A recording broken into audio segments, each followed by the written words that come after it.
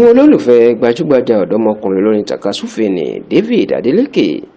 ẹni tí ọ̀pọ̀ èèyàn mọ̀ sí Davido, wọ́n máa ti bẹ̀rẹ̀ sí ní máa bẹ ọkùnrin náà pẹ̀lú ọ̀rọ̀ jáyà àti ọ̀rọ̀ gbáǹkọ́gbè tó sọ lọ́jọ́bọ̀ ìyẹn ọjọ́ Thursday tí í ṣe ọjọ́ kẹsàn-án oṣù karùn-ún tá a wà yìí, nígbà tó kéde pé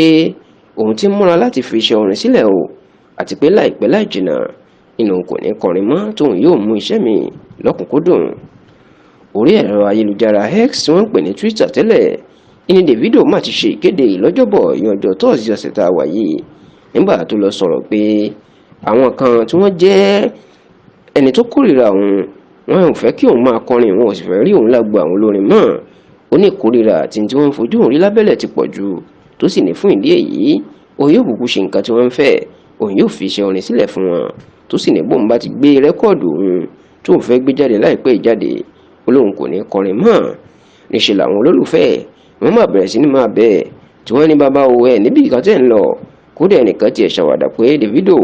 bó o bá fi kọrin Nàìjíríà mọ́, kò sí olórin kan táwọn yóò fààyè gbà láti tó kọrin mọ́ o. Bẹ́ẹ̀ ni àwọn kan tó ń sọ wípé bóyá nítorí ìjà òun àti gbajúmọ̀ ọ̀dọ́mọkùnrin olórin tàkasúfèé orogún ẹ̀ ní ìyẹn Ibrahim Ayọ̀ Balógun ẹni tọ́pọ̀ èèyàn mọ̀ sí Wizkid, ni ló fẹ́ jẹ́ kí Davido kó fi iṣẹ́ orin sílẹ̀. Ṣùgbọ́n dásìkò tá a ṣàkójọpọ̀ rẹ̀ yìí, Davido ó sì dúró lórí pé òun yóò fi iṣẹ́ orin sílẹ̀ o. Bẹ́ẹ̀ ni kò sọ bóyá ìjà òun àti Wizkid èyí tó gba orí ẹ̀rọ ayélujára lẹ́nu ọjọ́ mẹ́ta yìí ò ní ó fa ìpinnu tó fi ní òun kò kọrin mọ́, nítorí pé ọ̀pọ̀ àwọn kan ni kò fẹ́ kí òun kọrin mọ́ nítorí wọ́n ń jowó òun, inú wọn ò sì dùn sí ìgbéga òun.